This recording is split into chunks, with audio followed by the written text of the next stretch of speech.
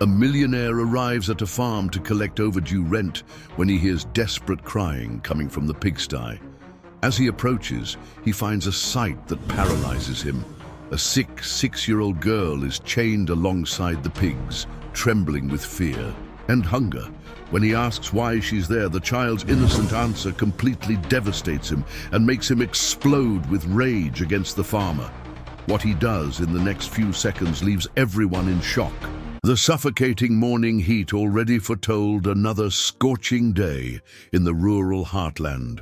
Robert Miller adjusted the air conditioning in his black Mercedes and watched the dirt road stretch out ahead, raising a reddish cloud of dust.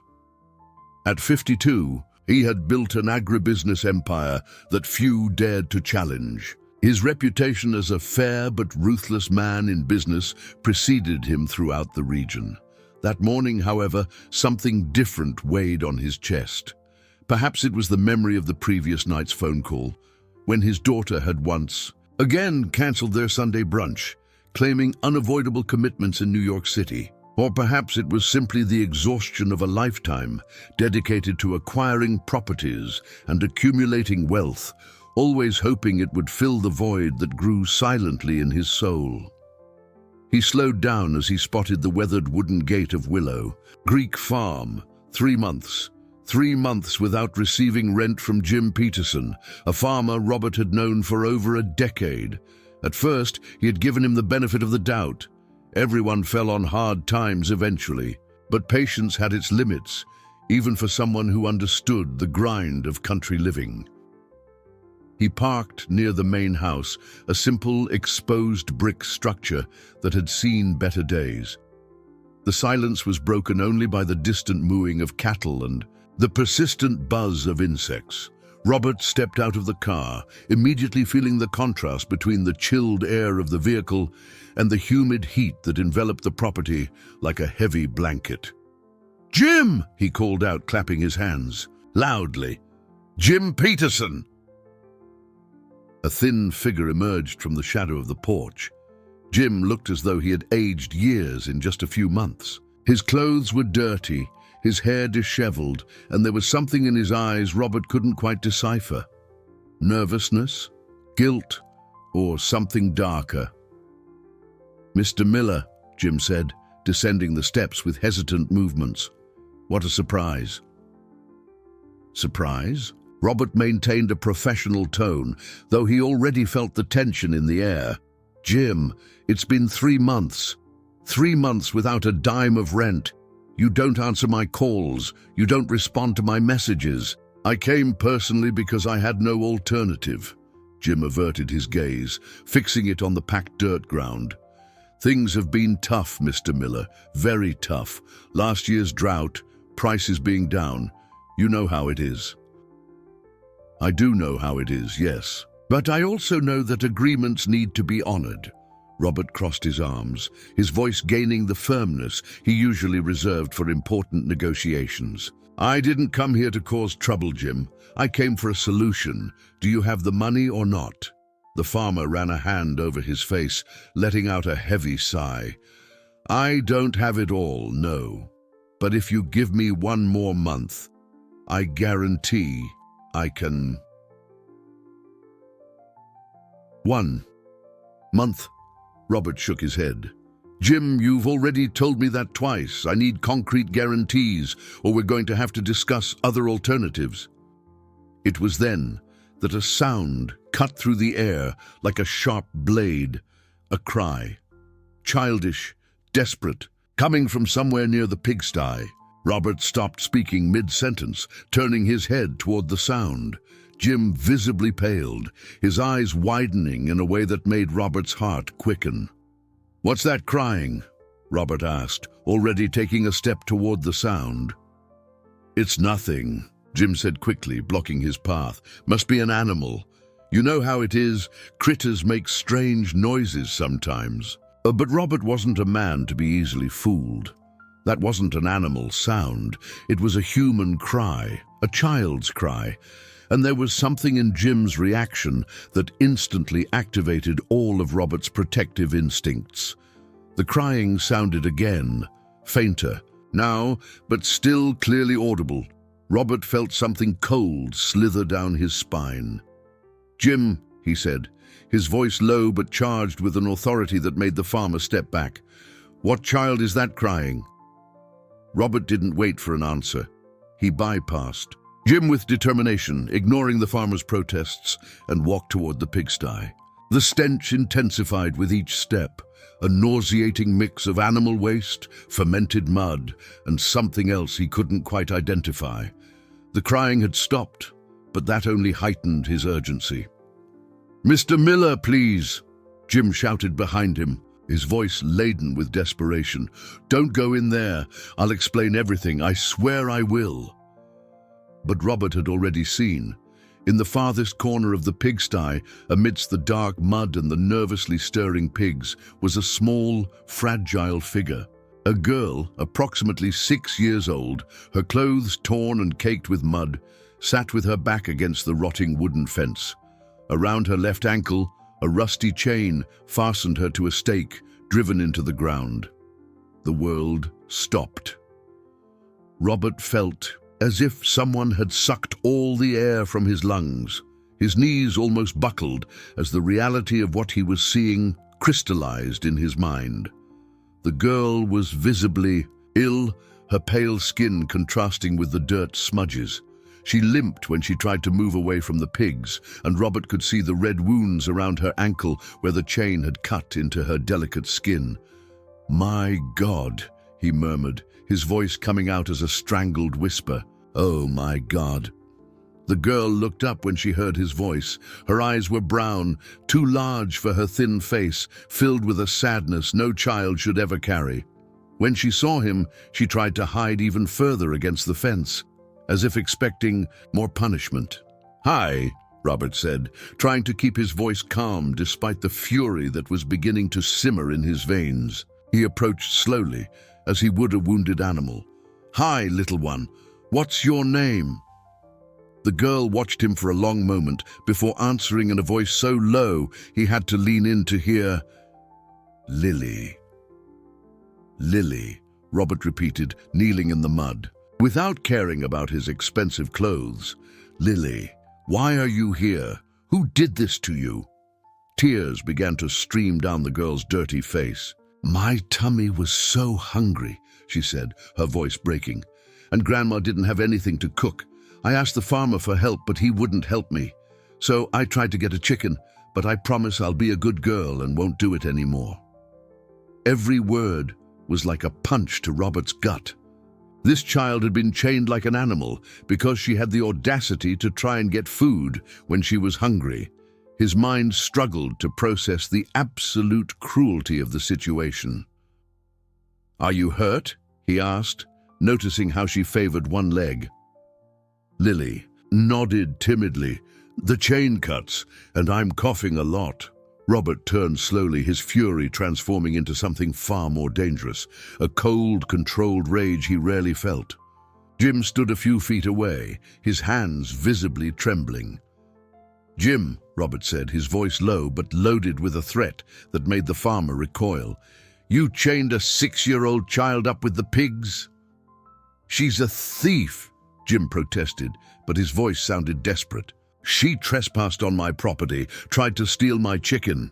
Robert rose slowly, mud covering his knees, but he cared about nothing beyond the trembling girl behind him. "A hungry child asked for help, and you punished her as if she were an animal." "Mr. Miller, you don't understand," Jim began. "I understand perfectly." Robert took a step toward the farmer. "I understand that you're a monster." The conversation was interrupted by a fit of coughing from the girl, a dry, painful cough that made Robert turn immediately. Lily was hunched over, struggling to breathe between spasms. "Where's the key to that chain?" Robert demanded. Jim hesitated for a moment before pulling a small key from his pocket. Robert snatched it from his hands and knelt again beside the girl. "It's all right, Lily," he said softly, working to open the rusty padlock. "You're getting out of here now." When the chain. finally came loose, Robert saw the true extent of the injuries on the girl's ankle. It was infected, red and swollen. She needed medical attention immediately. Something inside Robert completely broke at that moment.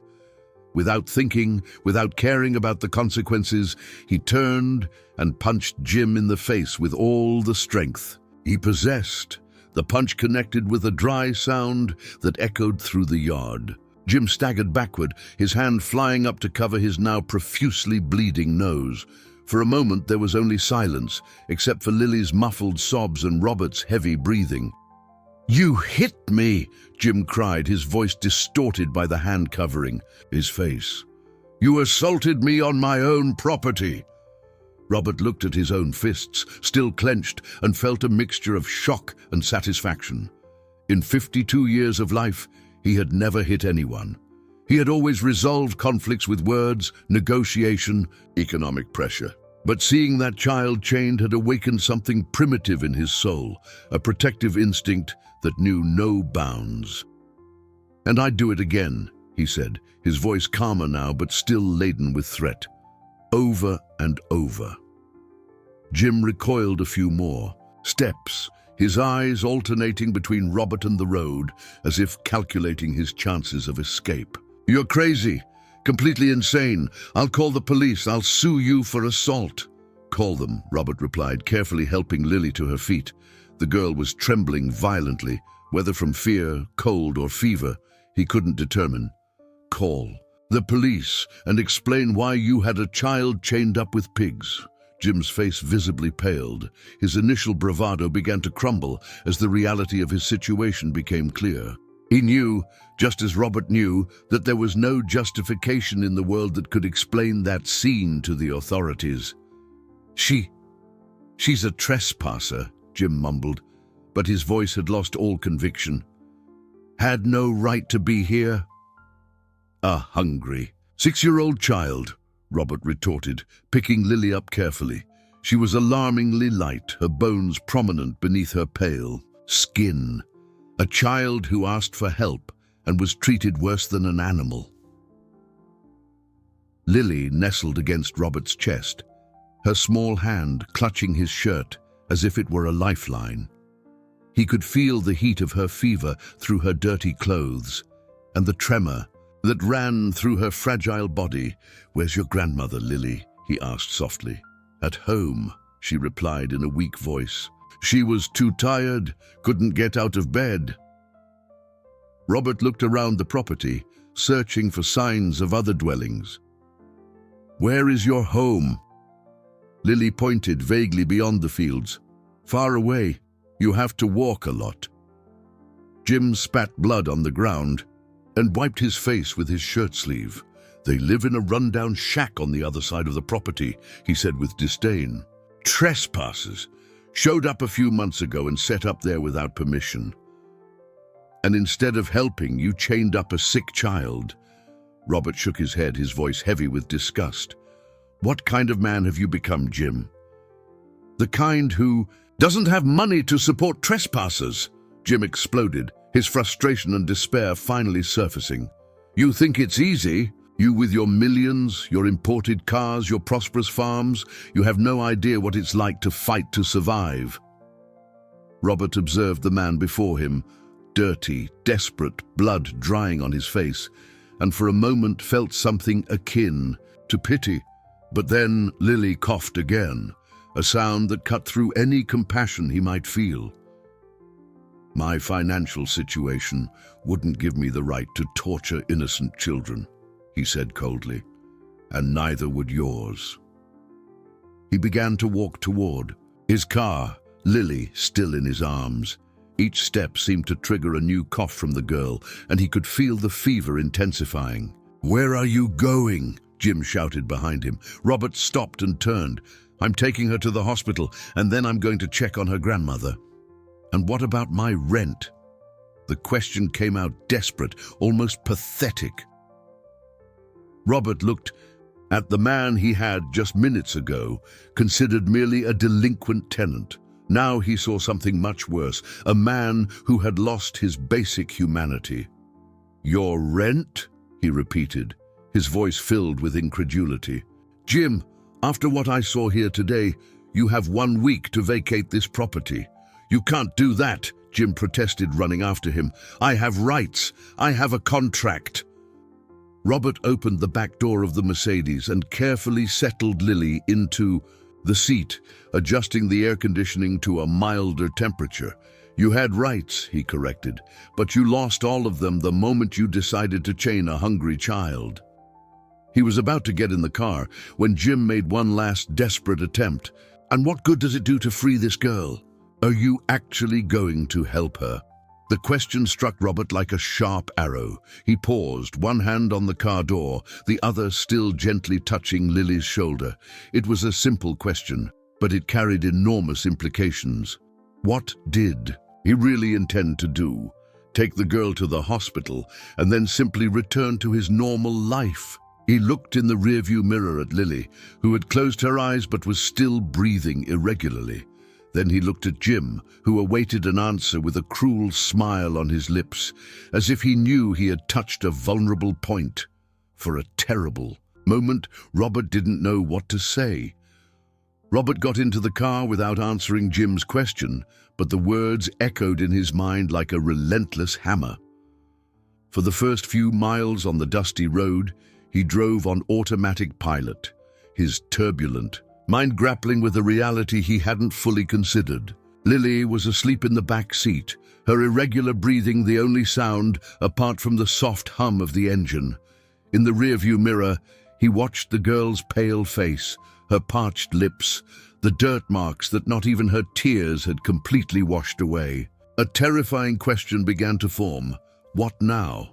His entire life had been built on meticulous planning, calculated decisions, and predictable outcomes. He knew how to negotiate multi-million-dollar contracts, how to expand properties, how to maximize our profits.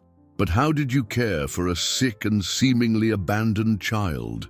How did you navigate the bureaucratic labyrinth of social services? How did you explain to his own family that his morning of collecting rent had turned into something completely different? Riverside General Hospital was 40 minutes away. Robert sped up a little, torn between the urgency of getting Lily medical help and the growing anxiety about the implications of his actions. When he stopped at the city's first traffic light, he picked up his cell phone and hesitated. Should he call someone?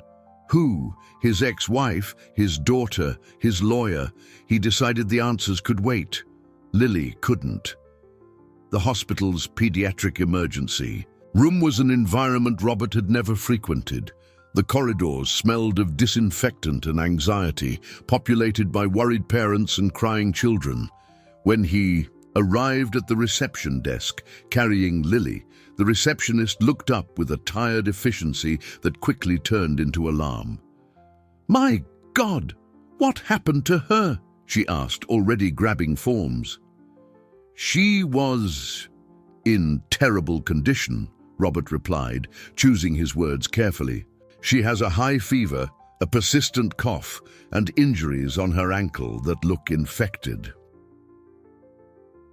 A nurse arrived quickly and, after an initial assessment, took Lily to an emergency room. Robert was left in the waiting room with a stack of forms that seemed to be written in a foreign language. Child's full name, Lily.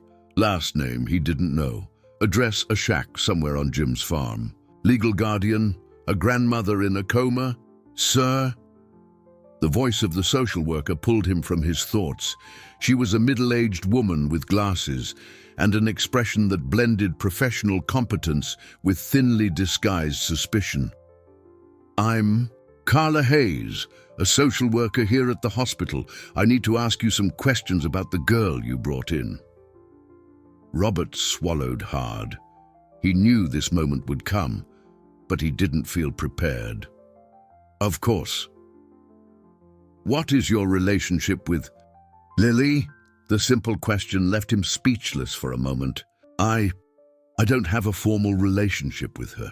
I found her in difficult circumstances and brought her here." Carla made notes on her clipboard. "Where exactly did you find her?" Robert closed his eyes briefly, reliving the scene in the pigsty. On a farmer's property, she was being kept in improper conditions. Improper how? Chained. The word came out as a whisper. Carla stopped writing and looked him directly in the eyes. "Sir, are you telling me you found a child chained?" "Yes." Robert found his voice again. "In a farm's pigsty with the pigs." The silence that followed was heavy. Carla looked at her forms, then back at Robert, clearly processing the legal implications of what she had heard. "Sir, this constitutes severe child abuse. We need to involve the police immediately." "I understand," Robert said, feeling a mixture of relief and apprehension.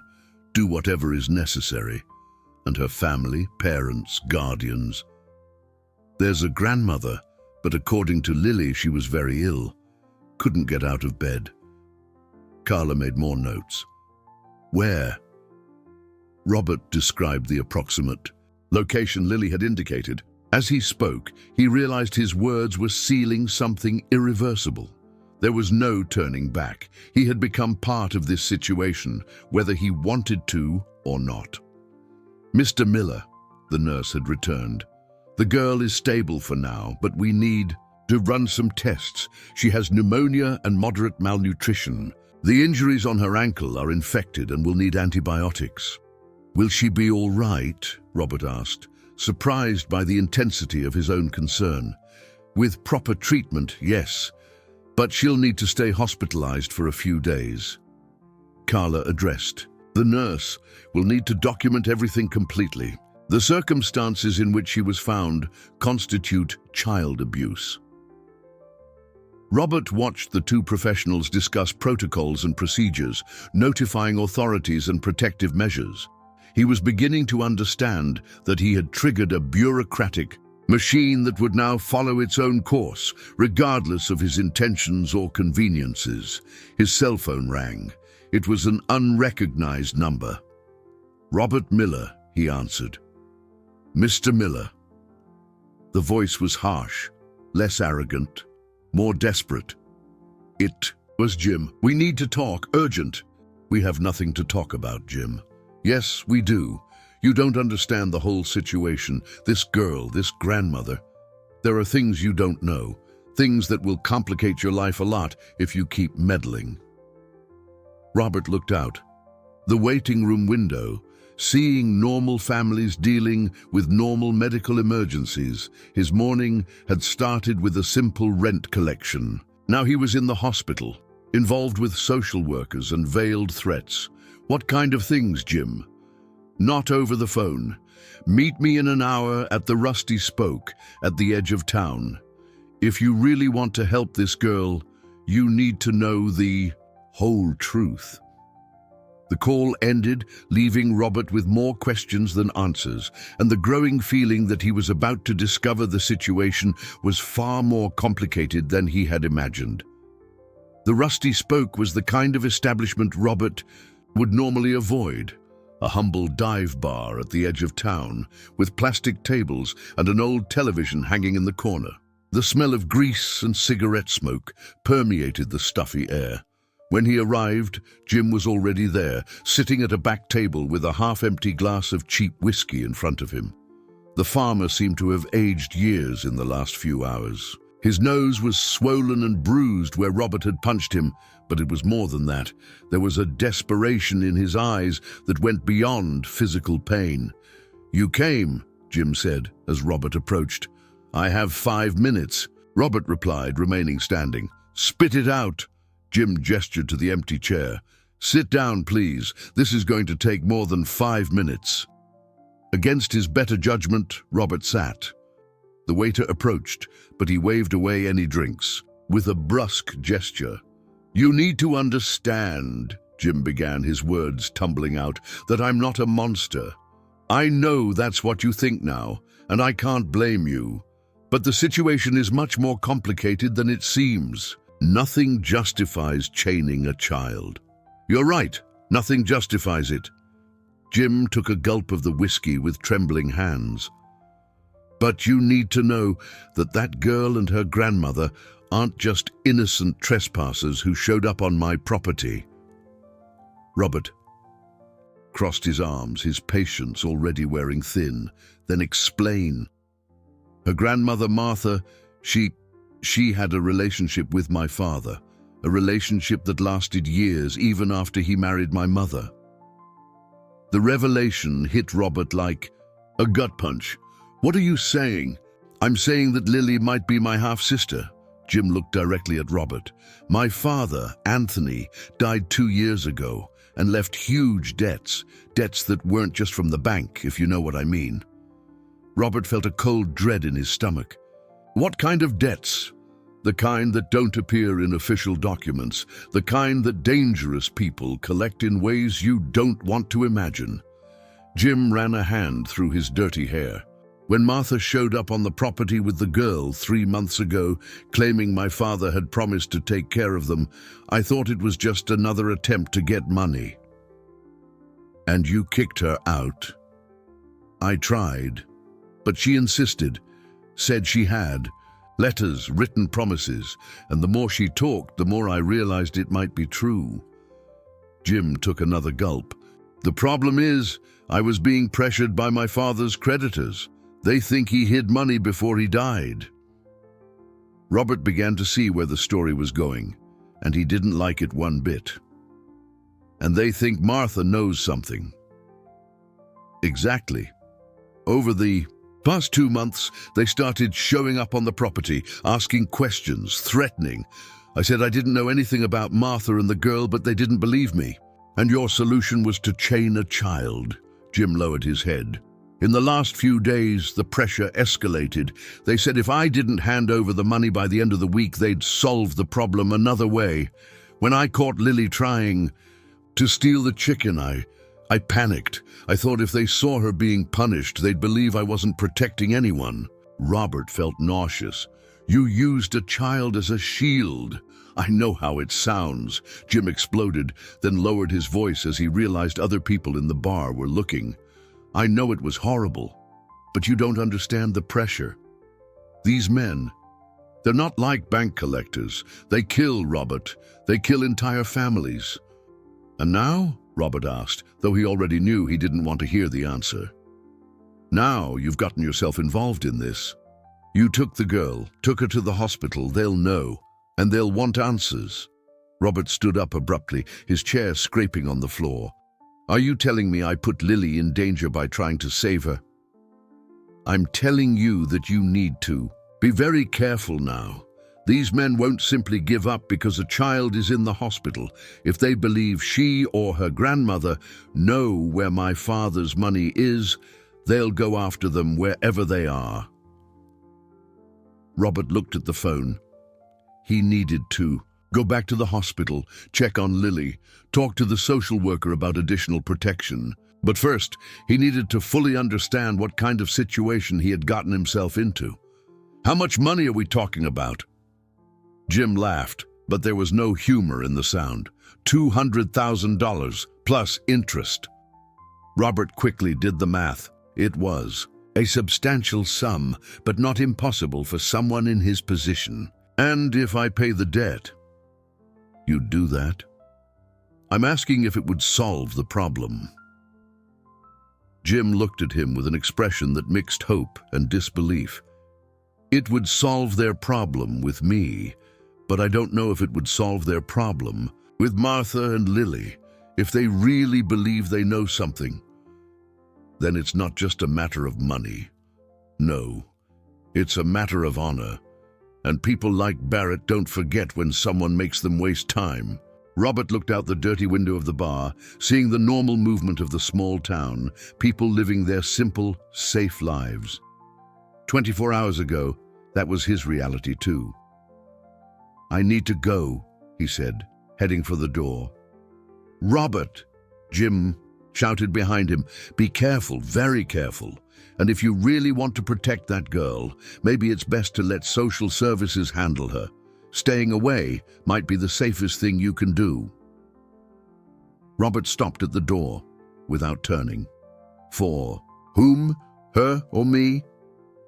Jim didn't answer. and Robert left the bar with the terrible certainty that he had asked the wrong question.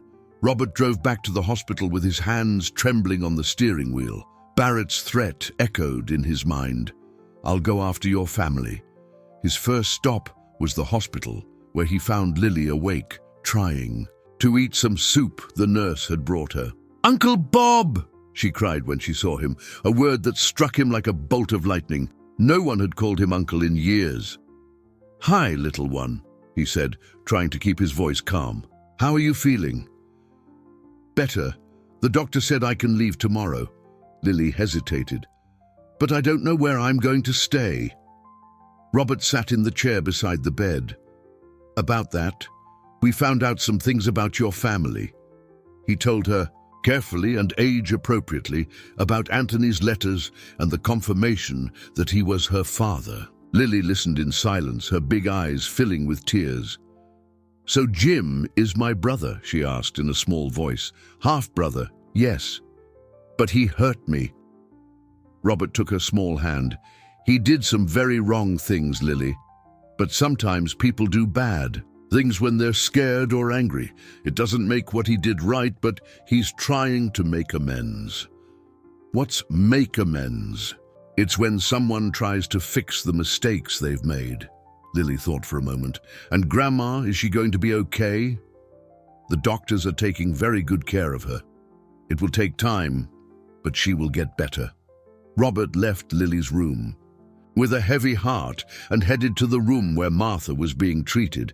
The elderly woman was conscious now, though very weak. When she saw him enter, her eyes filled with recognition and gratitude. "You're the man who saved my granddaughter," she said in a hoarse voice. "I'm Robert. How are you feeling?" "Weak but alive. That's more than I expected." Martha tried to sit up. "The girl, is she all right?" "She's recovering." "Martha, I need to talk to you about Anthony Peterson." The woman's face immediately hardened. "Why?" Robert told her about the loan sharks, about the threats, about Barrett's claims that there were other investments. Martha listened in silence, occasionally closing her eyes as if reliving something painful. "Anthony was a complicated man," she said finally. "He had dealings I'd rather not know about. But he loved Lily. That I know for sure." "Barrett believes. You know about properties or documents Anthony left behind?" Martha laughed bitterly. "If I knew, do you think I'd be living in a shack with my granddaughter starving?" "So there's nothing else?" "There is one thing." Martha hesitated. "Anthony gave me a key 2 years ago. Said it was for a safety deposit box at a bank in Midland City, but he never told me which bank or what was inside." Robert felt a mixture of hope and apprehension. "Do you still have that key?" "I did. Kept it in a cookie tin hidden in the shack." Robert's heart sank. The shack was burned down. By whom? Robert didn't answer immediately. He didn't want to add more trauma to Martha's experience. By someone who wanted to erase evidence. Martha closed her eyes. "So everything's lost." Robert left the hospital with more questions than answers. He drove to his office, where he began to make the necessary financial calculations. $500,000 would mean liquidating investments, mortgaging properties, using resources he had planned for other purposes, but it was possible. Robert arrived at Jim's property as the sun was just beginning to rise. The place looked different in the golden morning light, less threatening, more melancholic. The old barn was about 200 yards from the main house, a wooden structure that clearly hadn't been used in years. Robert didn't expect to find Jim there, sitting on a pile of old hay with a half-empty bottle of cheap whiskey beside him. He came," Jim said, his voice slurred with alcohol and exhaustion. "I didn't sleep all night thinking about this situation," Robert replied, keeping his distance. "Barrett called me." Jim laughed bitterly. "So you already know there's no turning back. That's why I'm here. The letter mentions something hidden in this barn." "I know. Jim took a gulp of the whiskey. "I spent all night looking, third plank from the left corner." Robert looked where Jim pointed. Several floorboards were loose, clearly recently removed. And I found it." Jim gestured to a metal box beside him. $250,000, exactly enough to pay Barrett and still have a little left over. Robert approached slowly. The box was open, revealing stacks of money carefully organized and wrapped in plastic. "So why didn't you just take the money and solve everything?" "Because it's not mine," Jim said, his words coming out slow but clear. "As much as I've done horrible things, as much as I've become a monster, this money belongs to the girl. It's hers and Martha's." The admission hit Robert like a punch. He had expected to find a desperate man trying to save his own skin, not someone grappling with his own conscience. "Jim, no." Jim raised his hand. "Let me finish. My father was a complicated man, but he loved that girl. More than he ever showed he loved me. And I was so angry, so resentful, that I channeled it all into her. An innocent child paid for my hatred of my own father." Robert sat on a nearby pile of hay. "What do you plan to do?" "Barrett will be here at noon. I'm going to give him the money and explain that there's nothing else. That Martha and Lily don't know anything else because there's nothing else to know." "And you think he'll accept that?" Jim shrugged.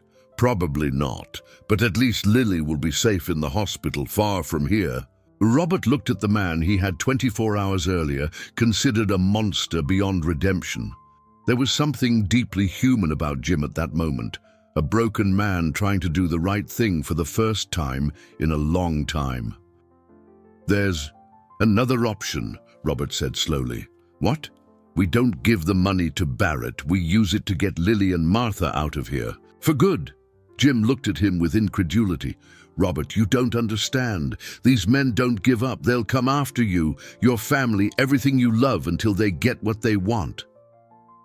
Then we make them not want it anymore." "How?" Robert stood up and began to walk around the barn, his mind working quickly. "Barrett wants the money Anthony owed, right? $200,000? $200,000 plus interest, probably about $230,000 now. What if we offer him something better?" Jim frowned. "Better how?" Robert stopped walking and looked directly at Jim. "You said your property is worth what, $400,000? More or less, but I owe the bank, I owe other creditors. What if I buy your property for the full value, $400,000 cash? You pay Barrett, clear your other debts, and still have something left to start over somewhere else." Jim was silent for a long moment. "Why would you do that?" "Because then Lily and Martha will have a safe place to live, because you'll have a second chance, and because men like Barrett only understand one language: money." "Robert, this is insane. You're talking about spending $400,000 to solve the problem of people you didn't even know 2 days ago." Robert looked out the dirty barn window, seeing the house where Lily had been held captive, the pigsty where he had found her chained. 2 days ago, I was a man who measured success only by the size of his bank account. Today I discovered that there's something more important than money. Sleeping at night knowing I did the right thing. The sound of approaching vehicles interrupted the conversation. They were 2 black pickup trucks, raising clouds of dust on the road. Robert felt his stomach clench. "They arrived early," Jim murmured, quickly hiding the money box behind some planks. "How many men?" "Barrett never travels alone, probably 4 or 5. Robert reached for his cell phone, but Jim grabbed his arm. "Don't call the police. That will only make things worse for all of us." "Then what do we do?" Jim stood up, putting away the whiskey bottle. "We do what we came here to do. We negotiate." The vehicle stopped in front of the barn. Robert saw men getting out, types who clearly weren't local farmers. Dark clothes, dark sunglasses, calculated movements of those accustomed to intimidating. A tall man, about 50, with a graying beard and a scar on his neck, approached. Robert knew immediately it was Barrett. "Jim," the man said, his voice carrying the authority of someone accustomed to being obeyed. "And you must be the famous Robert Miller." Robert stepped forward. "I came to settle this once and for all." Barrett smiled, but there was no humor in his expression. "Good, because so did I." Barrett walked through the barn with the confidence of a predator inspecting his territory. His three companions positioned themselves strategically. One at the door, another near the window, the third flanking Robert and Jim. These were not men accustomed to negotiating. They were men accustomed to taking. "Nice place," Barrett said, running his hand over the old wooden beams. "Anthony used to come here when he wanted to talk serious business. Said it was the quietest place on the property." He stopped and looked directly at Robert. "Nobody hears screams out here." Robert kept his voice firm despite the fear he felt. "I came to propose a deal that will benefit everyone." "Deal?" Barrett laughed. "Mr. Miller, I don't think you understand your position. Here, you're not in a position to propose anything. You're here to hand over what's mine." "The money Anthony owed is here," Jim interjected, his voice firmer than Robert expected. $250,000, more than enough to settle the debt. Barrett turned slowly to Jim. "Ah, so you finally found it. Took you long enough, but you found it." "How did you know I was looking?" "Jim, my friend, do you think I got this far by being careless? I have eyes and ears all over this region. I knew you were desperately looking for something to pay me." Barrett gestured to his men. "Where's the money?" Robert stepped forward. "Before I show you anything, I need guarantees." "Guarantees?" Barrett's voice took on a dangerous tone. "What kind of guarantees?" "That after you receive the money, you and your men will leave and never bother Lily, Martha, or anyone else related to this property again." Barrett studied Robert for a long moment. "Interesting. A rich businessman worrying about some slum kid. Why?" "That doesn't matter. What matters is that we have the money and you have what you want." "No, no, no." Barrett wagged a finger. "You have part of what I want. Anthony owed me $200,000 when he died, but over the last 2 years, with interest and, let's say, administrative fees, the debt has grown to $300,000. Robert felt the ground move under his feet. $300,000? And climbing every day. Barrett smiled. "So even if you hand over the $250,000 you found, you still owe me 50 grand. "That's extortion," Robert said. "That's business." Barrett moved closer. "And speaking of business, I found out some very interesting things about you, Mr. Miller. Successful businessman, multiple properties, generous bank account. 50 grand must be pocket change for someone like you." Robert realized he had been researched, investigated. Barrett hadn't come there unprepared. "And if I pay the 50 grand, does that solve everything?" "For Anthony's debt?" "Yes." Barrett paused dramatically. "But now we have a new situation. You got involved in my business. You took the old woman and the girl off the property without permission. That caused me inconvenience." Jim took a step forward. "Barrett, they don't know anything else. The money that was hidden is all there was." "Are you sure?" Barrett turned to Jim with a cruel smile. "Because I received information that Anthony had other investments in the region and that Martha knows where they are." Robert felt a wave of despair. "What other investments?" "Small properties, discreet businesses. Anthony was smarter than you think."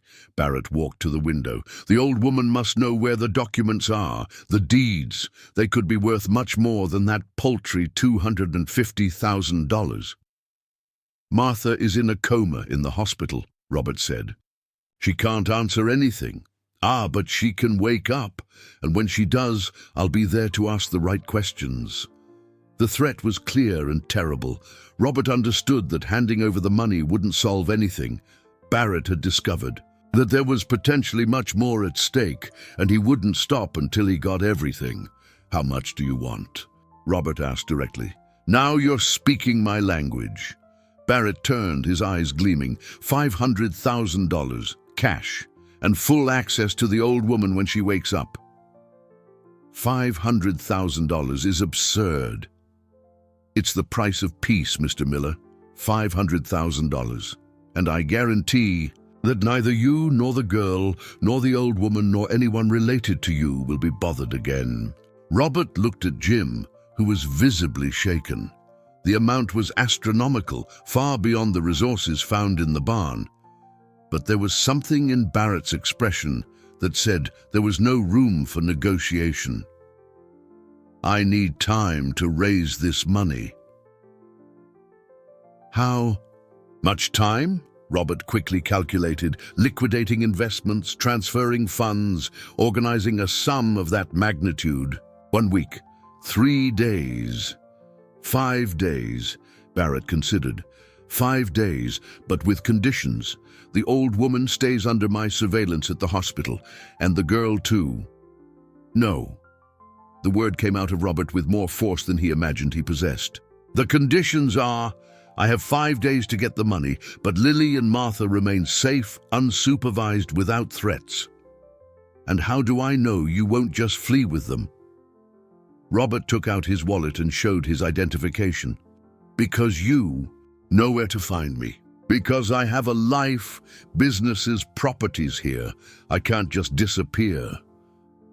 Barrett studied the documents for a moment. Smart. And you, Jim? Where do you fit into all this? Jim looked at Robert, then at Barrett. I stay here, ensuring nothing moves until you get your money, like a willing hostage, like a man paying for his mistakes. Barrett smiled for the first time genuinely. I like that, personal responsibility. He headed for the door. 5 days, Mr. Miller, $500,000, and if you try any tricks, any clever moves, I won't go after your money. I'll go after your family. The threat chilled Robert's blood.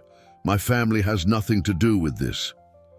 Now they do, because you decided to meddle where you shouldn't have.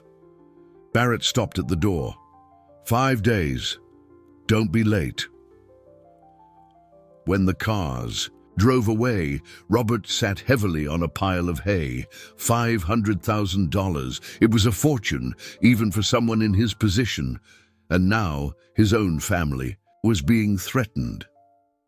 Robert, Jim said softly, you don't have to do this. Robert looked at the man who had started as his delinquent tenant and now had become something akin to an ally. Yes, I do. Because if I don't, Lily will grow up knowing. I abandoned her when she needed me most. And if Barrett doesn't keep his word, Robert stood up, his determination crystallizing, then we'll have to make sure he does. Robert drove back to town with his hands trembling on the steering wheel. Barrett's threat echoed in his mind. I'll go after your family. His first stop was the hospital, where he found Lily awake, trying to eat some soup the nurse had brought her. Uncle Bob, she cried when she saw him, a word that struck him like a bolt of lightning. No one had called him uncle in years. Hi, little one, he said, trying to keep his voice calm. How are you feeling? Better. The doctor said I can leave tomorrow. Lily hesitated. But I don't know where I'm going to stay. Robert sat in the chair beside the bed. About that, we found out some things about your family. He told her, carefully and age-appropriately, about Anthony's letters and the confirmation that he was her father. Lily listened in silence, her big eyes filling with tears. So Jim is my brother, she asked in a small voice. Half-brother, yes, but he hurt me. Robert took her small hand. He did some very wrong things, Lily, but sometimes people do bad. And things when they're scared or angry. It doesn't make what he did right, but he's trying to make amends. What's make amends? It's when someone tries to fix the mistakes they've made. Lily thought for a moment. And Grandma, is she going to be okay? The doctors are taking very good care of her. It will take time, but she will get better. Robert left Lily's room with a heavy heart and headed to the room where Martha was being treated. The elderly woman was conscious now, though very weak. When she saw him enter, her eyes filled with recognition and gratitude. "You're the man who saved my granddaughter," she said in a hoarse voice. "I'm Robert. How are you feeling?" "Weak, but alive. That's more than I expected." Martha tried to sit up. "The girl. Is she all right?" "She's recovering." "Martha, I need to talk to you about Anthony Peterson." The woman's face immediately hardened. "Why?" Robert told her about the loan sharks, about the threats, about Barrett's claims that there were other investments. Martha listened in silence, occasionally closing her eyes as if reliving something painful. "Anthony was a complicated man," she said finally. "He had dealings I'd rather not know about. But he loved Lily. That I know for sure." "Barrett believes you know about properties or documents Anthony left behind." Martha laughed bitterly. "If I knew, do you think I'd be living in a shack with my granddaughter starving?" "So, there's nothing else?" "There is one thing." Martha hesitated. "Anthony gave me a key 2 years ago. Said it was for a safety deposit box at a bank in Midland City, but he never told me which bank or what was inside." Robert felt a mixture of hope and apprehension. "Do you still have that key?" "I did. Kept it in a cookie tin, hidden in the shack." Robert's heart sank. "The shack was burned down." "By whom?" Robert didn't answer immediately. He didn't want to add more trauma to Martha's experience. "By someone who wanted to erase evidence." Martha closed her eyes. "So everything's lost." Robert left the hospital with more questions than answers. He drove to his office, where he began to make the necessary financial calculations. $500,000 would mean liquidating investments, mortgaging properties, using resources he had planned for other purposes. But it was possible. What worried him most was the threat to his family. He called his daughter in New York City. "Dad," Fernanda answered on the third ring.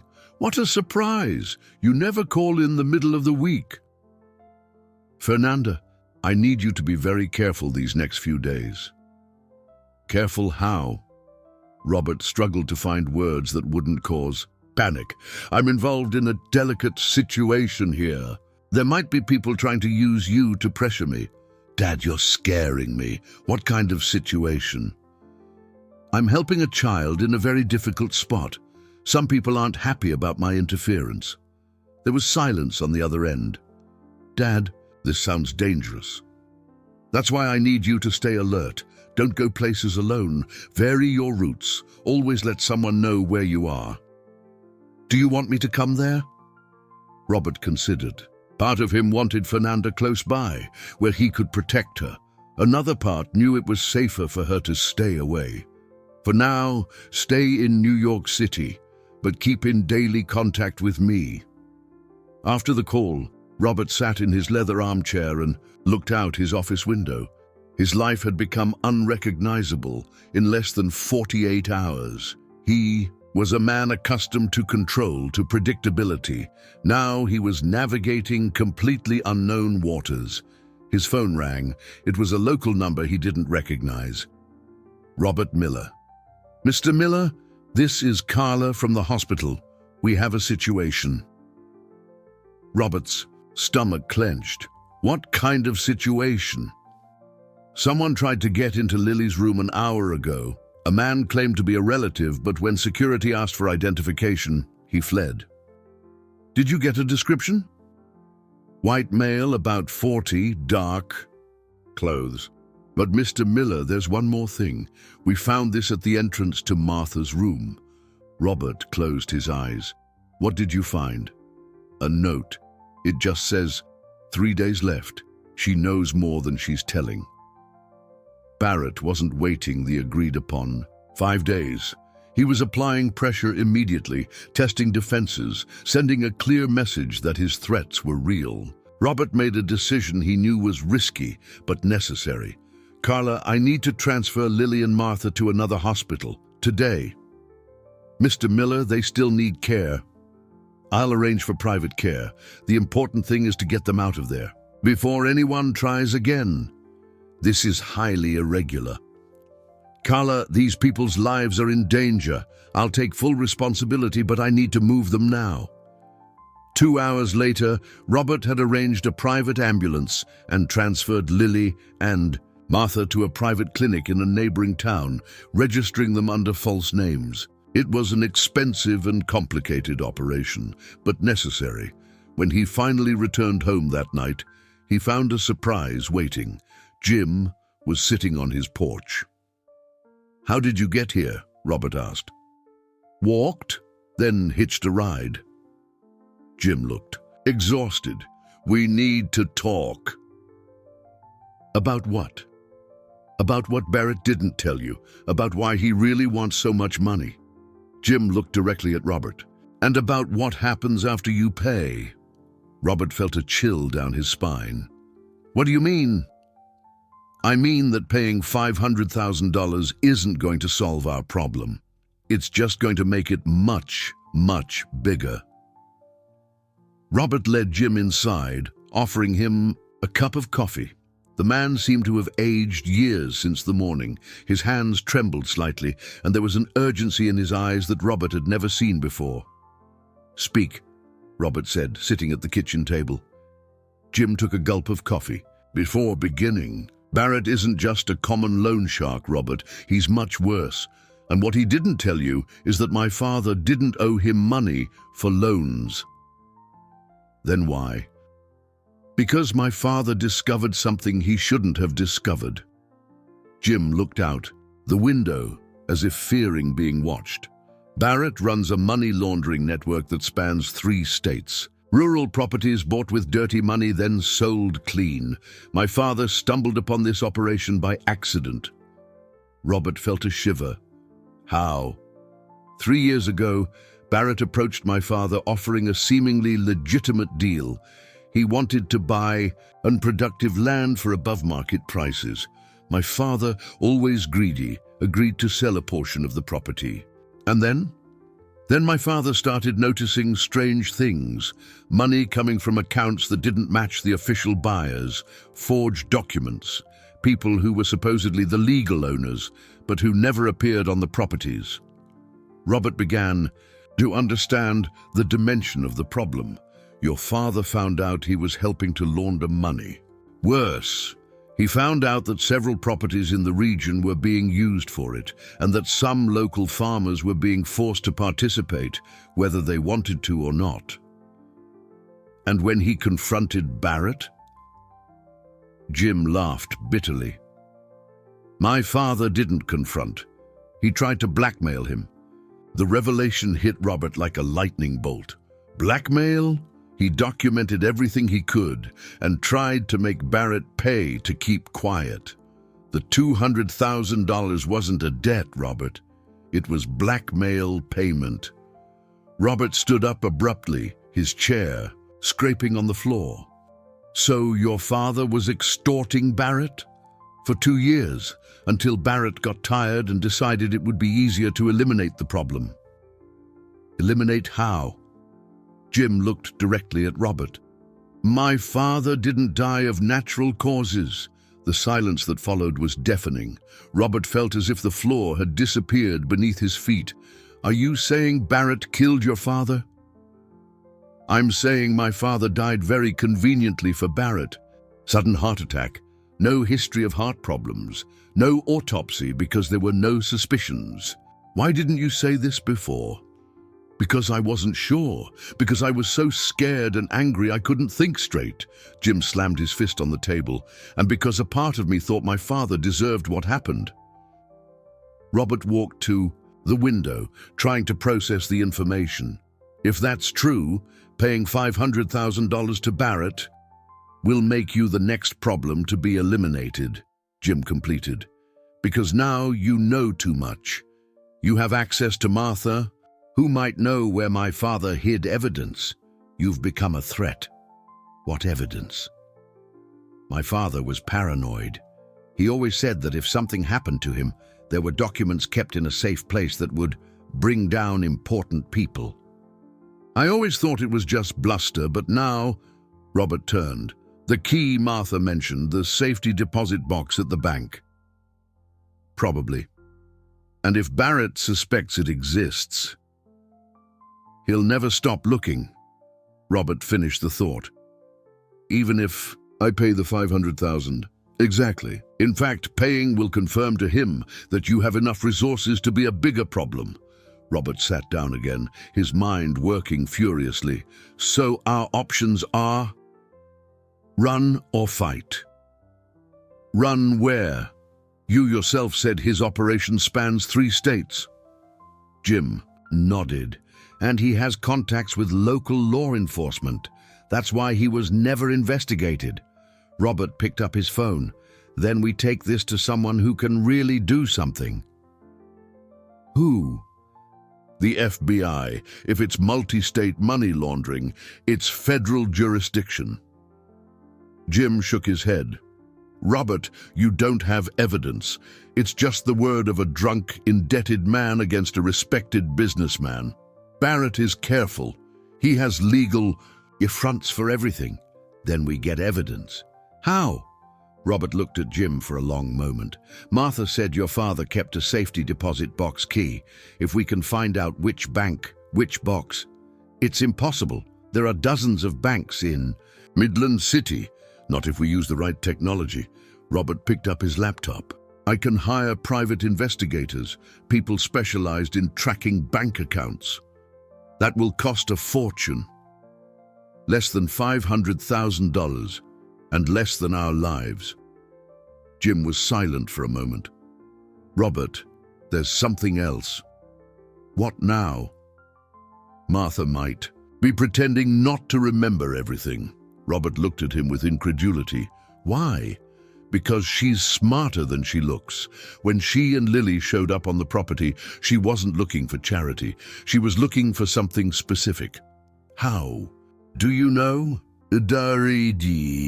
Because I caught her several times wandering around the property at night when she thought I was sleeping.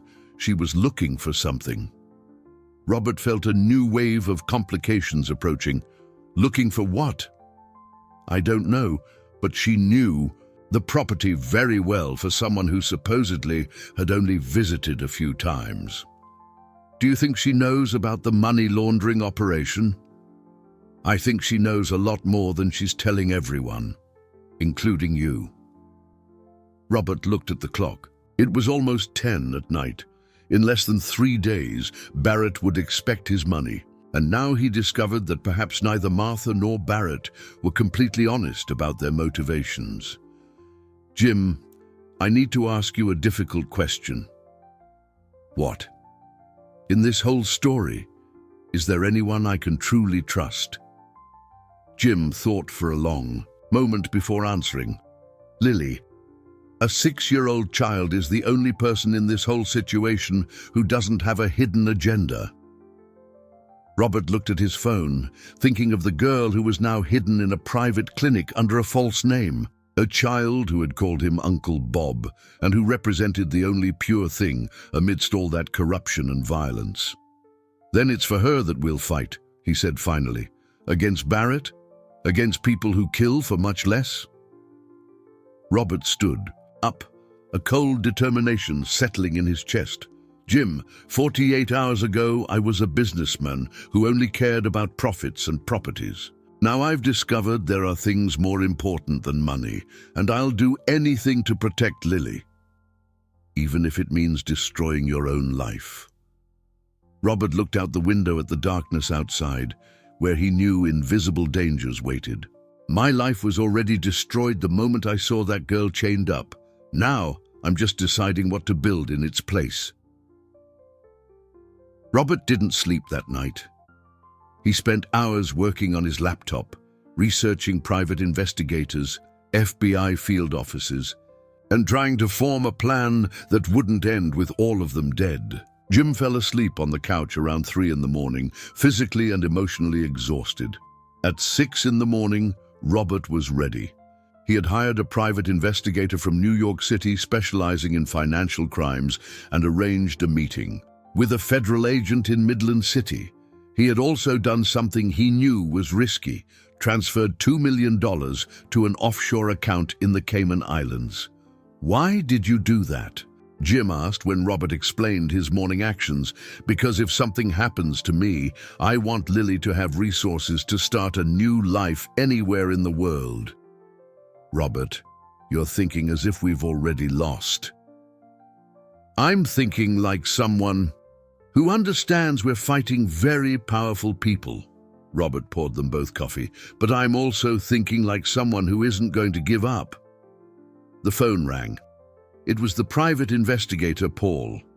"Mr. Miller, I've already started working with the information you gave me. I have good news and bad news." "Start with the bad." "Tracking bank accounts without specific numbers or more details is almost impossible. Even with advanced technology, we'd need warrants that would take weeks to get." Robert felt his stomach sink. "And the good news? I found something interesting about Barrett. He has several shell companies, but they were all opened in the last 5 years. Before that, nothing. It's like he didn't exist." "What does that mean?" That Barrett probably isn't even his real name, and that gave me an idea." Robert leaned forward. "What idea?" "If he's using a false identity, he might have made slips in earlier documents. Slips I can track, but I'll need more time." "How much time?" "About 2 days." Robert looked at Jim. "We don't have 2 days." "Then maybe it's time to try the other approach," Paul said. "Provoke Barrett into making a mistake." "How?" "By pretending you have evidence you don't. Forcing him to act rashly." Robert hung up and turned to Jim. "It's a crazy idea, but it might work. Or it might kill us faster." "Jim, there's something I need to ask you. Do you really want to make amends for what you did to Lily?" Jim looked at his hands. "More than anything. Then I need you to do something that could be very dangerous." "What?" "I need you to call Barrett and tell him Martha woke up and revealed the location of the safety deposit box." Jim paled. "Robert, that's suicide." "Not if we do it right. We'll set up a meeting in a public place with lots of people around, and we'll have backup." "What backup?" Robert showed him the card he had received from the federal agent. "The FBI will be watching. If Barrett takes the bait and shows up, we'll have evidence that he's involved. And if he doesn't take the bait, then at least we buy some time." Jim was silent for a long moment. "Robert, there's something I haven't told you about my father." Robert sighed. "What now?" "Before he died, he gave me an envelope. Said to open it only if something happened to him. I never opened it." Robert stood up abruptly. "Where is that envelope?" "Buried under the chicken coop on the property." "And you didn't think to mention this before?" "I was scared," Jim exploded. "Scared of what I might find. Scared of confirming that my father really was involved with criminals. Scared of becoming the next target." Robert grabbed his car keys. "Let's go get that envelope. Now." "Robert, Barrett might be watching the property." "Then we'll be careful." The drive to the property was tense. Robert took alternative routes, constantly checking if they were being followed. When they arrived, the property seemed deserted, but there was something in the air that made them nervous. The chicken coop was behind the main house. Jim guided Robert to a specific corner and began to dig with an old shovel. After a few minutes, he hit something solid. "Here," he said, pulling out a small metal box. Inside the box was a yellowed envelope and a small key, different from the one Martha had mentioned. Robert opened the envelope. There were several photographs of documents, bank transfers, and a handwritten letter from Anthony. "If you're reading this, it's because something happened to me. Jim, my son, I made many mistakes in life, but the biggest was getting involved with dangerous people out of greed. The man who calls himself Barrett is actually Raymond Collins, a corrupt former police officer from a major city force. He runs an operation that launders drug money through rural properties. I have evidence of over 20 properties involved and names of politicians who receive bribes. It's all in the safety deposit box at the Federal Reserve Bank branch in Midland City, box number 247. This key opens that box. Use this information to protect yourself, but be careful. Barrett kills anyone who threatens his operation." Robert looked at Jim, who was reading over his shoulder. "Your father left enough evidence to bring Barrett down. Now what?" Robert picked up his phone. "Now we call the FBI and hand over everything." "Robert, look there." Robert turned and saw two black pickup trucks approaching down the road. Barrett had discovered where they were. "Run or fight?" Jim asked. Robert looked at the evidence in his hands, then at the approaching trucks. "Fight, but smartly." He grabbed his phone and called the federal agent as they ran back to the car. "Agent Silver, Robert Miller. I'm at the rural property with concrete evidence against Barrett's operation. He's arriving here now with armed men. I need immediate backup." "Exact location?" Robert gave the coordinates as they got into the car. The trucks were less than 100 yards away. 15 minutes for team arrival, the agent said. Robert looked in the rearview mirror. "We don't have 15 minutes.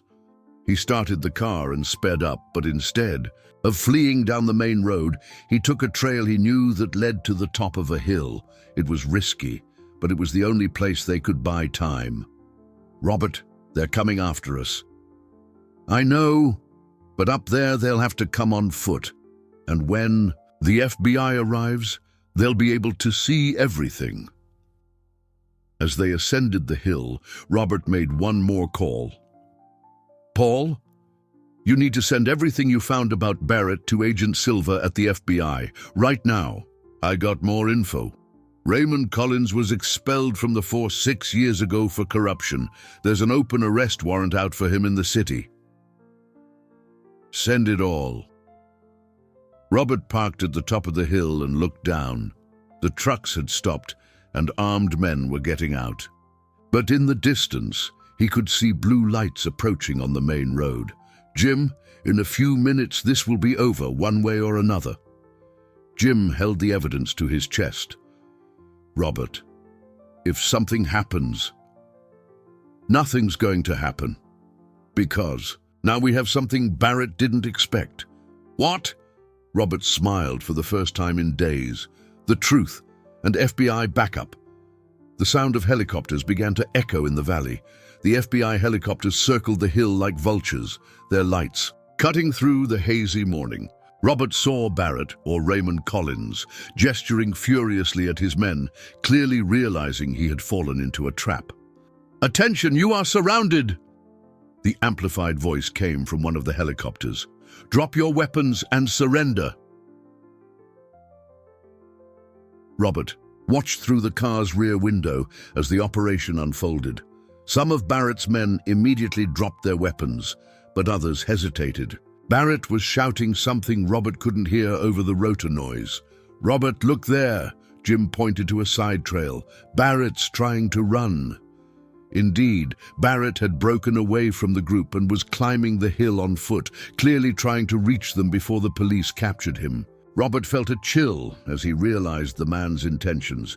"He's coming for the evidence," he murmured. "What do we do?" Robert looked around. They were at the top of the hill, nowhere to run. Barrett was climbing determinedly, a pistol in his hand. The FBI was busy arresting the other men below. "Jim, you need to get down to the police with the evidence." "And you?" "I'll buy time." "Robert, he's armed. And I have something he wants more than killing us, the evidence." Robert grabbed the envelope and got out of the car. "Go, Jim, get this to the agent. I'm not leaving you alone." Robert looked at the man who had started as his delinquent tenant and now risked his life by his side. "Jim, do you really want to make amends for what you did to Lily?" "Yes." "Then make sure this evidence reaches the police. Make sure Barrett can never hurt her or any other child again." Jim hesitated for a moment, then took the envelope and ran down the opposite trail, shouting to get the officer's attention. Barrett appeared at the top of the hill 60 seconds later, sweating and panting, but with his gun firmly aimed at Robert. "Where are the documents?" he asked without preamble. "In a safe place." "Don't play with me, Robert. My men are arrested. My operation is compromised. I have nothing left to lose." Robert took a step back, keeping his hands visible. "Raymond Collins, is that what you're really called?" Barrett smiled coldly. "So you found out. It hardly matters now." "It does matter, because now the FBI knows who you really are. They know about your expulsion from the city force. They know about the open warrants. And you think that worries me? I've always managed to escape before. But you never had physical evidence against you. Photos, documents, bank transfers. Your father documented everything, Raymond." For the first time, Robert saw real fear in Barrett's eyes. "Where are those documents?" "With the FBI?" "Lie. If they were, you wouldn't be here negotiating." Robert smiled. "Who said I was negotiating?" It was then that Jim reappeared behind Barrett, accompanied by 2 armed federal agents. "Drop the weapon!"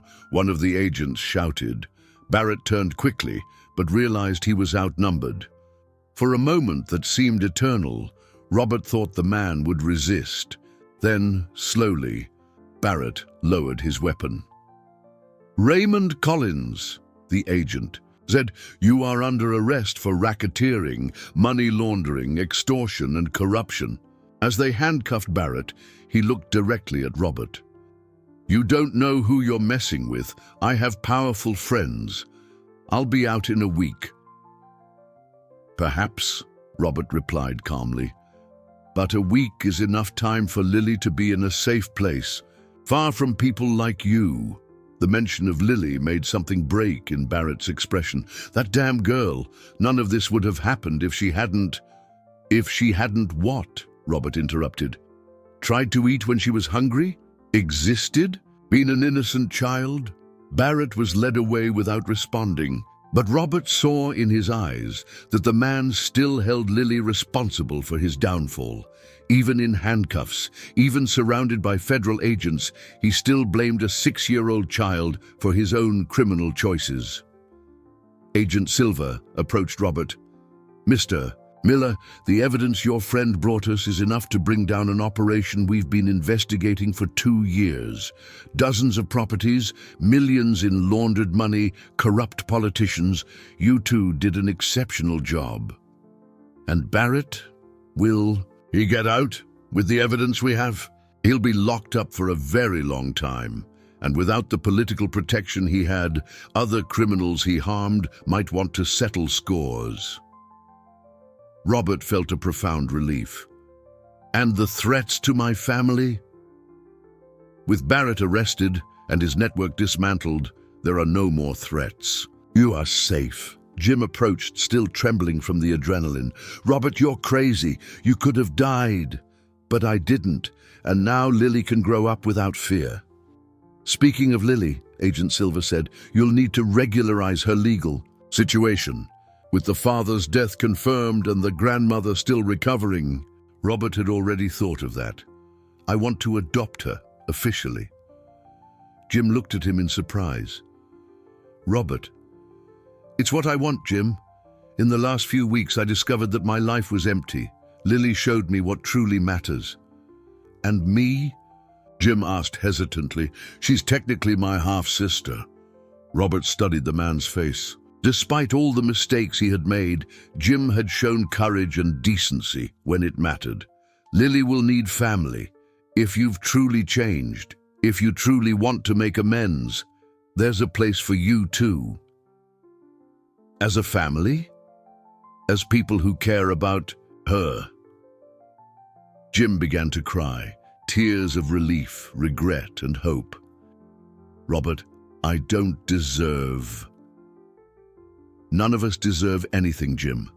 But Lily deserves to have people who fight for her. And that's what we're going to do. As they descended the hill, Robert called the clinic where Lily was hidden.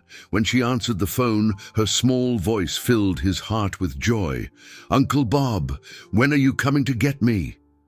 "I'm on my way, little one, and I have some very good news for you." "What news?" Robert looked at Jim, who nodded encouragingly. "I'll tell you in person, but I can tell you this much. You'll never have to be afraid of anything again." "Promise." Robert looked back, where the flashing lights of the FBI cars were still visible. Barrett was being taken to face justice, his criminal network dismantled. Lily was safe. "I promise, Lily. I promise." 3 weeks after Barrett's arrest, Robert sat in the courthouse waiting room, more nervous than he had ever been in any business negotiation. Beside him, Lily swung her legs in a chair too big for her, wearing a blue dress Robert had bought especially for that day. "Uncle Bob, are you sure you want to be my real dad?" she asked for the 10th time that morning. "More sure than anything in my life," he replied, gently squeezing her small hand. Jim was across the room, speaking quietly with Martha, who had finally been discharged from the hospital. The elderly woman was still frail, but her mind was clear, and she had given her full support to the adoption. "Robert," Martha had said the previous week, "you saved my granddaughter from a life I couldn't give her. Anthony would be proud." The social worker Carla approached with a folder full of documents. "Mr. Miller, the judge is ready for you." The process was more emotional than Robert expected. The judge, Judge Davis, was a man in his 60s who clearly took his job seriously. He asked detailed questions about Robert's plans for Lily, his financial situation, and the family support she would have. "Lily," the judge said, addressing the girl directly, "do you understand what's happening here today?" Lily nodded solemnly. "Uncle Bob is going to be my paper daddy too, not just my heart daddy." The judge smiled, the first time he had shown emotion during the entire hearing. "And do you want that?" "I want it very much. He saved me from the pigs." "From the pigs?" Robert briefly explained the circumstances of how he found Lily, omitting the most traumatic details. The judge made careful notes. "And Mr. Jim Peterson? What will be your role in the child's life?" Jim stood up. "Your Honor, I made terrible mistakes with Lily, mistakes I'll carry for the rest of my life. But if she and Robert allow me, I want to be the best uncle I can be." "Lily, how do you feel about Mr. Peterson?" The girl looked at Jim for a long moment. Robert held his breath, knowing that moment was crucial for Jim's redemption. "He hurt." "And me," Lily said finally.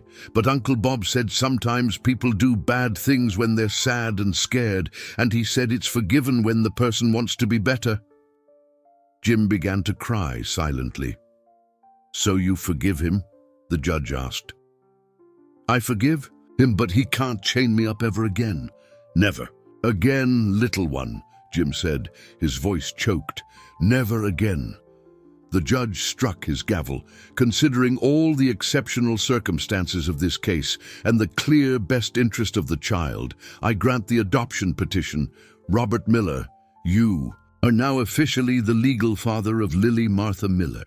Robert felt tears streaming down his face as Lily jumped into his arms, shouting, "Daddy!" for the first time. At the courthouse exit, a surprise waited.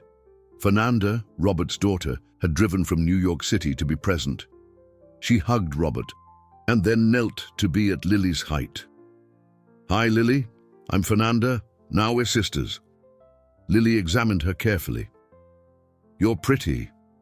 Will you teach me how to braid hair?" "I'll teach you anything you want." 2 weeks later, Robert was overseeing the renovation of Jim's old property, which had now officially become his. But instead of using it for agribusiness, he was transforming it into something completely different.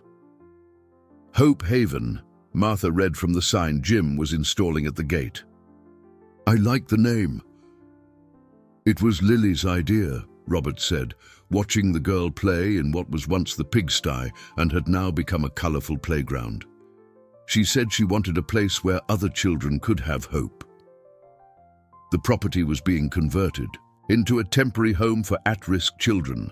There would be small cottages for families, a school, a community garden, and all the necessary resources to give vulnerable children a chance at a new beginning. Jim approached, wiping sweat from his brow. "Robert, can I ask you a question?" "Of course." "Why did you include me in this? After everything I did, why did you give me a second chance?" Robert looked at Lily, who was teaching other local children how to feed the chickens in the renovated chicken coop, "because Lily taught me that everyone deserves a second chance to do the right thing. What if I let you down? Then you try again, and again, until you get it right." Martha joined them. "Anthony would be proud to see what you've done with the place." "Martha," Robert said, "I wanted to ask you something. You really didn't know about the money laundering operation?" The elderly woman smiled slyly. "Robert, when you live with a man for 15 years, you learn to recognize when he's involved with things he shouldn't be." "Ah, so you knew?" "I knew he was keeping secrets. That's why I insisted he leave written evidence, just in case something happened to him." "And the safety deposit box at the bank?" Martha chuckled. "There were 2 keys. One I told you I lost. In the fire, that was for a box with cash Anthony kept for emergencies. The other, the one Jim found, was for the evidence." Robert shook his head, impressed. "You orchestrated all of this." "I protected my granddaughter the only way I knew how, ensuring that when the time was right, the right people would have the necessary tools to bring justice." "Why didn't you tell me before?" "Because you needed to choose to save Lily of your own free will, not through my manipulation. You needed to discover for yourself what kind of man you truly were." Robert looked around the transformed property. Where there had once been suffering, now there was hope. Where there had once been fear, now there was security. And where there had once been a chained girl, now there was a free child playing with other children, teaching them that chicken coops are for feeding chickens, not for stealing out of desperation. "Robert!" Lily shouted from the playground. "Come see what I made." She had drawn with chalk on the ground a large stick-figure family, a tall man, Robert, a small girl, her, an elderly woman, Martha, a dark-haired man, Jim, and a long-haired woman, Fernanda. "This is our family," she said proudly. Robert knelt beside the drawing. "It's perfect, sweetheart. Daddy, can I ask you a question?" "Always. If I hadn't tried to get the chicken that day, would you still have found me?" Robert pondered his daughter's profound question. "You know what I think, Lily? I think one way or another, we would have always found each other, because real family always finds its way."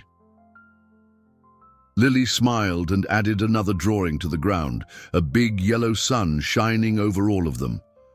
"Now it's perfect," she said, and Robert knew it truly was. 1 year after that first encounter in the pigsty, Robert sat on the porch of the main house at Hope Haven, watching the morning activity on the property. Children ran across the yard, their laughter echoing where before there had only been silence and suffering. There were 15 families now, all starting their lives over in safety. Lily came running, as she did every morning, to have breakfast with him. At 7 years old now, she had grown and gained weight. Her hair gleamed with health, and her eyes radiated a confidence Robert sometimes found hard to believe. "Good morning, Daddy," she said, climbing onto his lap. "Good morning, my princess. Did you sleep well?" "I dreamed of Grandma Martha. She was teaching me how to make chocolate cake." Robert smiled. Martha had passed away peacefully in her sleep 3 months earlier, but her presence was still felt throughout Hope Haven. She had spent her last months helping other grandmothers in the community care for orphaned grandchildren, passing on her wisdom and strength. What else happened in the dream? She said she was proud of me, and that Daddy Anthony was too. Robert felt a pang in his heart.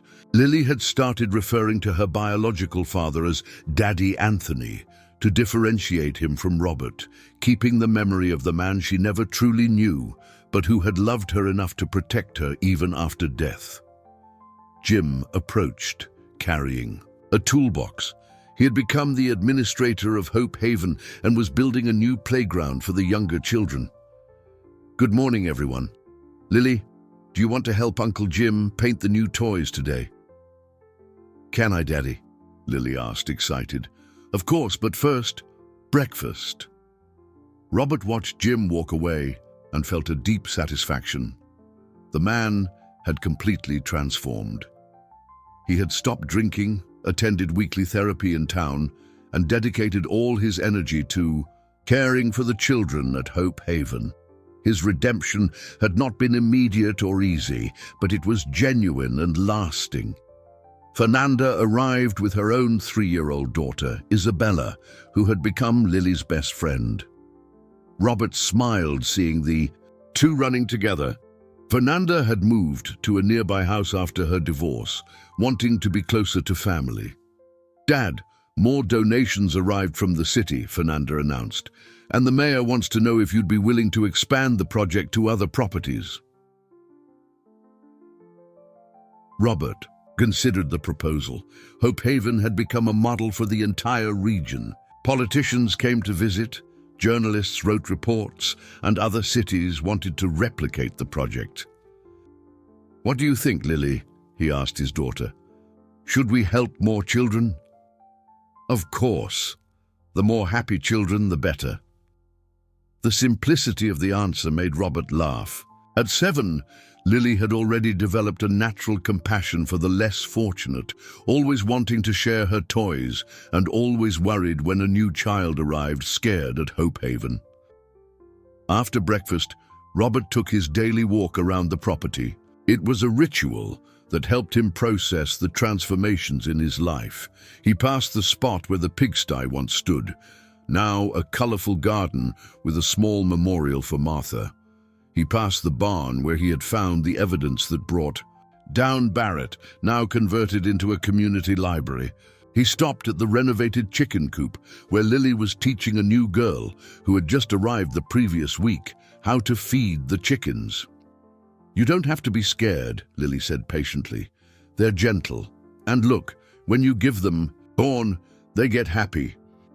The new girl, who had arrived the previous week in a similar situation to what Lily had experienced, watched with fascination. "Lily," the girl said, "were you never scared of chickens?"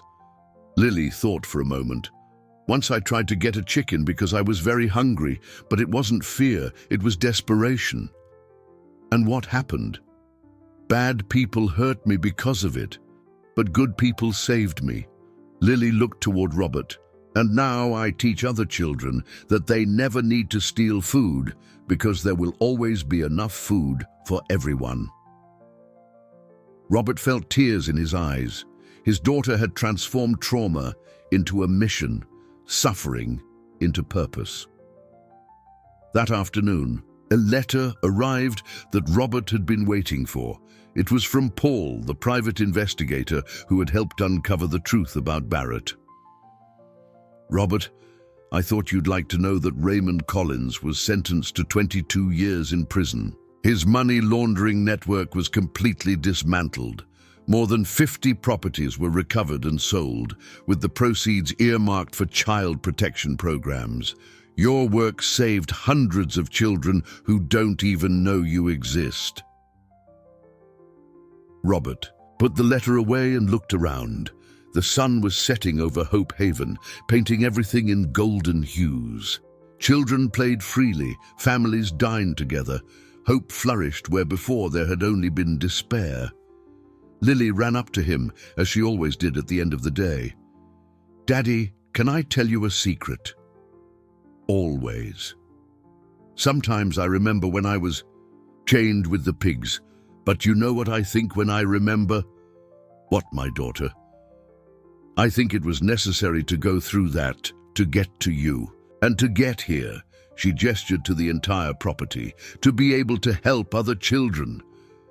Robert picked her up, marveling at the wisdom of his 7-year-old daughter. "Lily, do you know what you taught me?" "What?" "That true wealth isn't in having many things. It's in using what we have to protect those who need it most." Lily smiled and pointed to the chicken coop. "Now the chickens just give eggs and are happy, never again to be stolen by hungry children." Robert looked at the renovated chicken coop, then at the entire transformed property, then at the daughter in his arms, who had completely changed his life.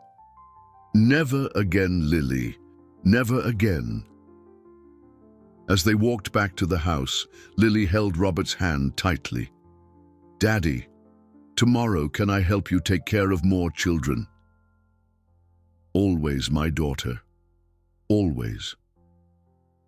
And Robert knew that he had found not only a daughter, but a purpose that would give meaning to the rest of his life.